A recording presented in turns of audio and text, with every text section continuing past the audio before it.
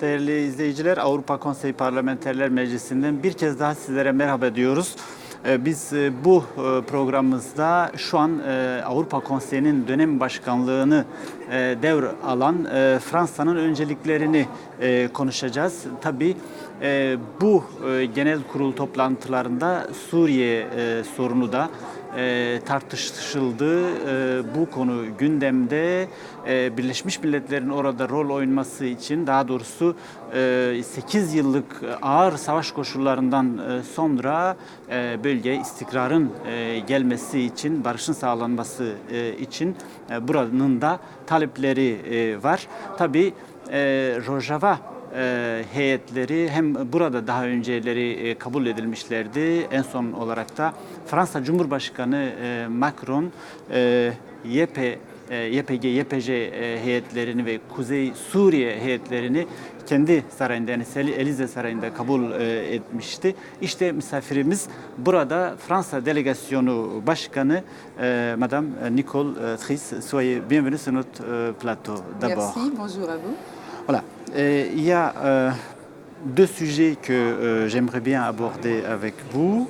Il y a la présidence, en fait la France a pris la présidence du Conseil de l'Europe pour 6 mois. Donc c'est surtout sur les priorités, les plus et les moins des notes de la France, de Paris, ici dans cette organisation internationale. Ensuite, vu qu'il y a aussi un rapport sur la résolution ou bien la paix après autant de souffrances de guerre en Syrie, aussi les Kurdes sont considérés comme une entité, une entité de l'ensemble de Syrie. À cet égard-là, le président de la République, Macron, il a à 2 reprises accueilli en fait une délégation de la région du Kurdistan composée des Kurdes, des Arabes et des Assyro-Chaldéens. Donc, par où commencer? D'abord la présidence ou bien?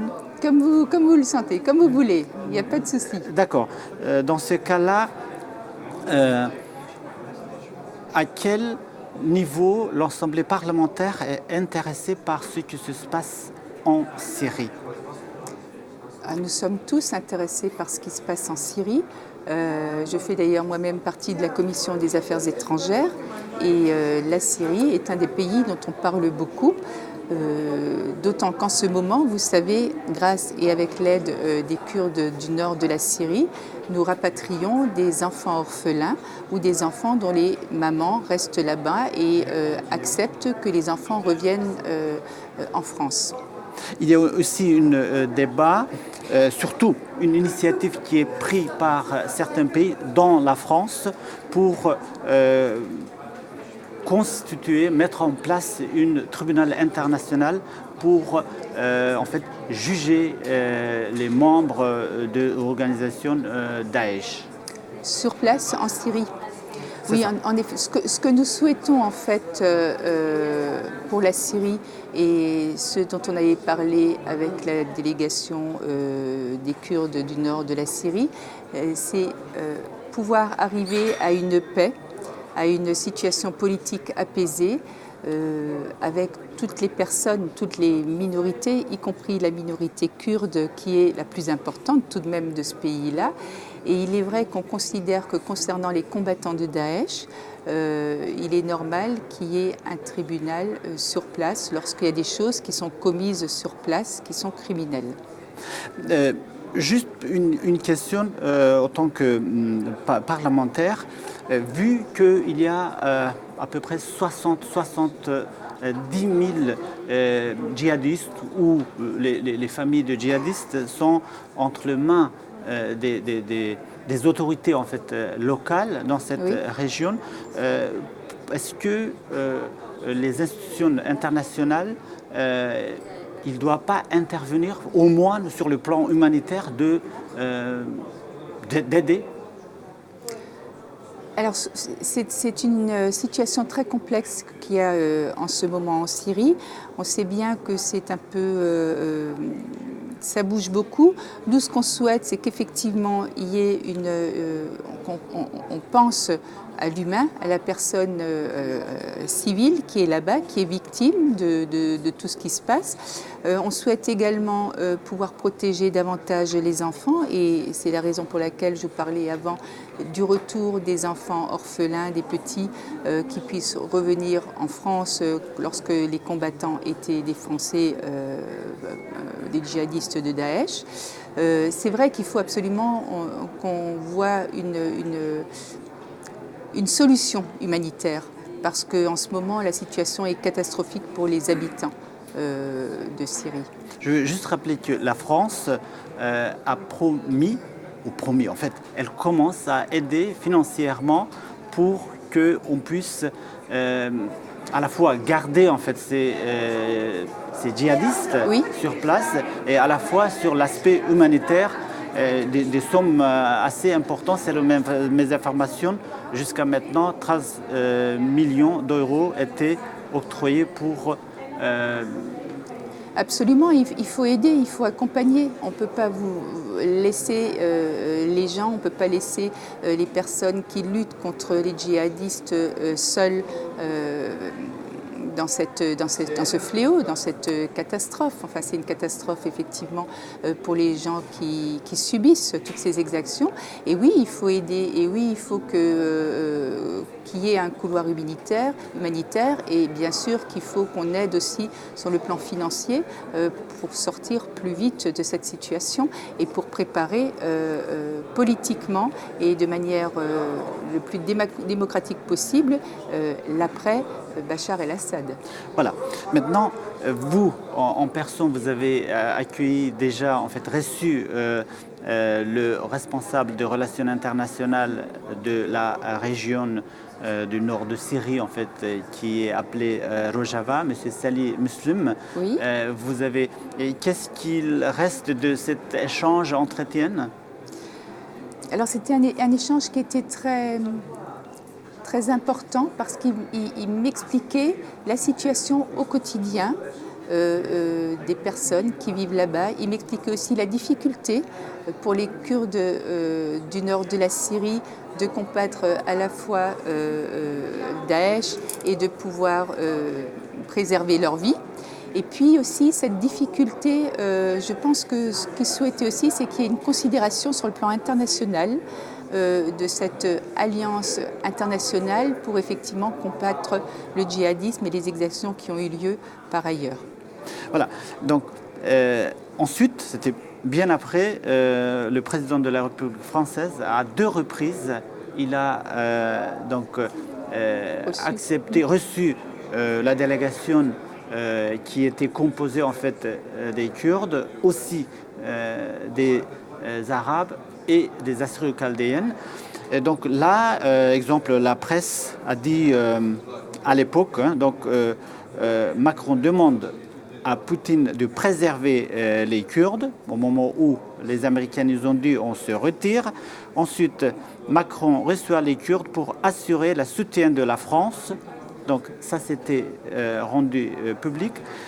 Comment vous voyez d'ici, depuis l'Assemblée parlementaire du Conseil de l'Europe, les engagements, les souhaits de la France sur ce dossier? Je pense que c'est très important ce qu'a dit le président Macron envers les Kurdes du nord de la Syrie, parce qu'effectivement, nous, on ne remet pas, il ne s'agit pas de remettre en cause le territoire de la Syrie, l'entité territoriale, mais il s'agit effectivement de tenir compte de toute la population dans son ensemble, et également dans sa spécificité, dans ses minorités.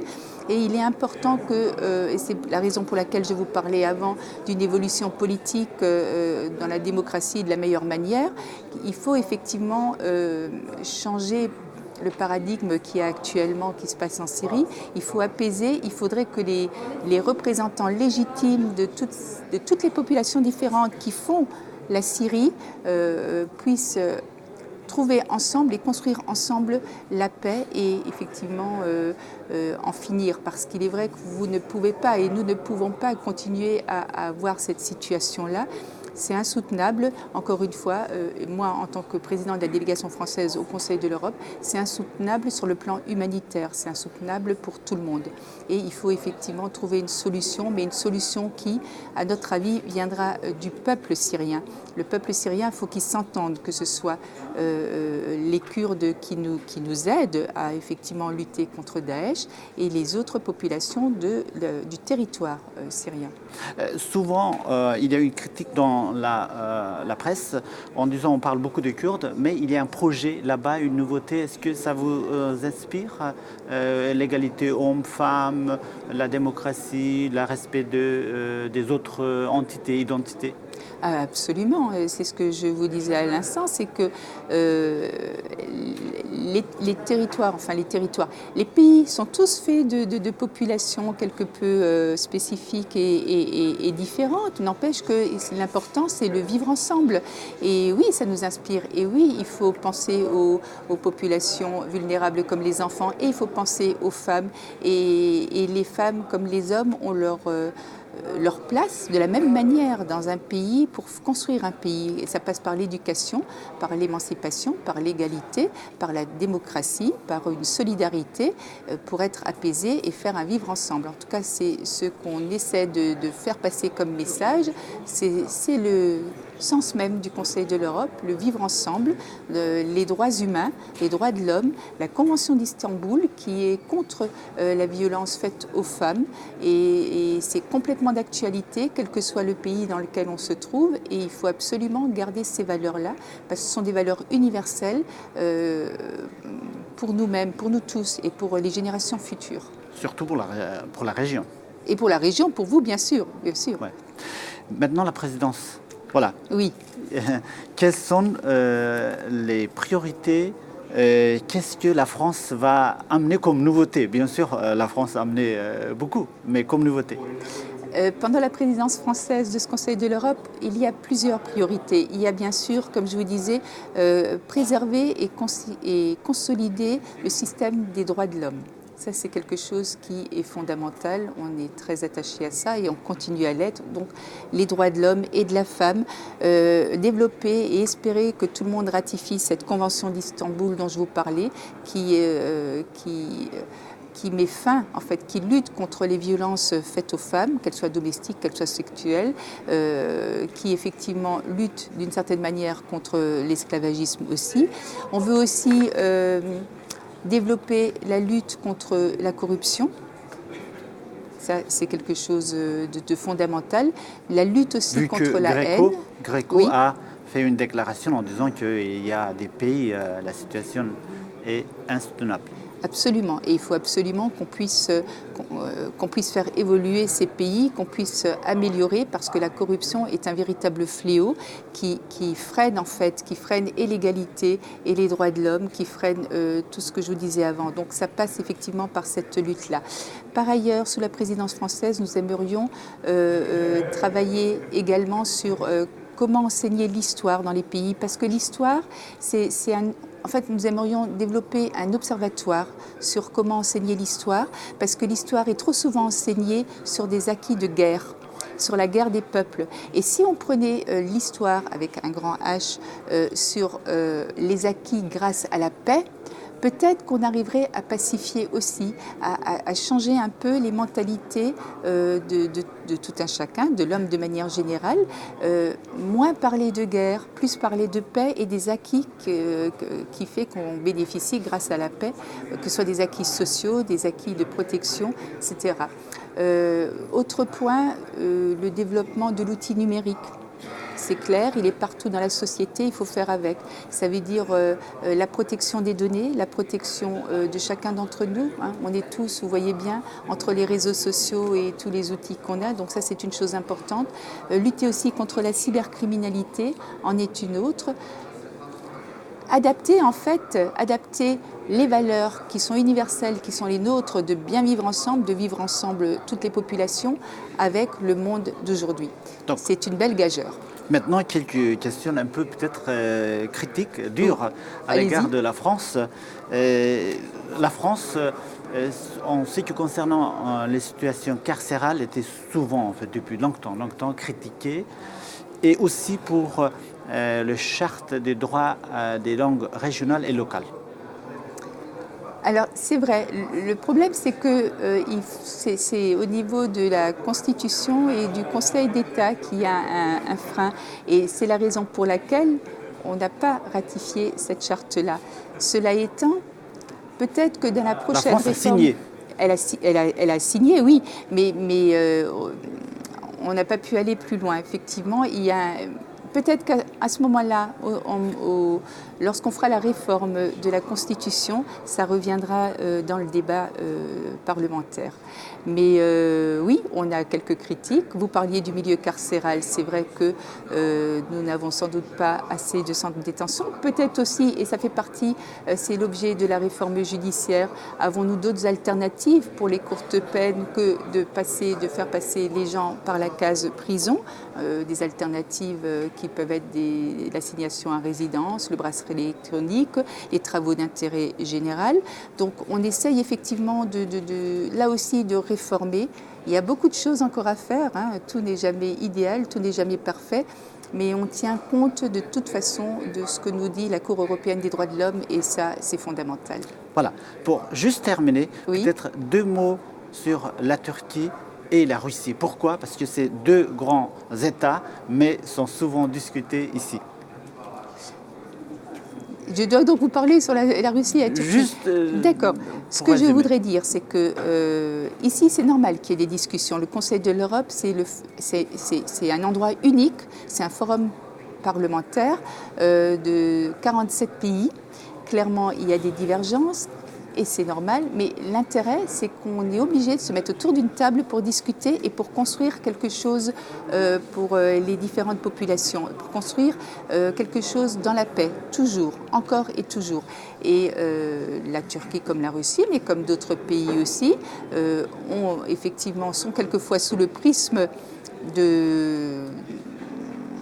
de critiques, mais il faut savoir que nous sommes le Conseil de l'Europe, nous ne sommes pas l'OTAN, nous ne sommes pas non plus un organe de sécurité. Nous sommes ici pour penser aux populations et c'est la raison pour laquelle les parlementaires sont autour de la table, parce que les parlementaires représentent la population. Nous ne sommes pas ici pour parler des chefs d'État, ni des gouvernements, ni des ministères des Affaires étrangères. C'est réellement dans le souci que la population puisse accéder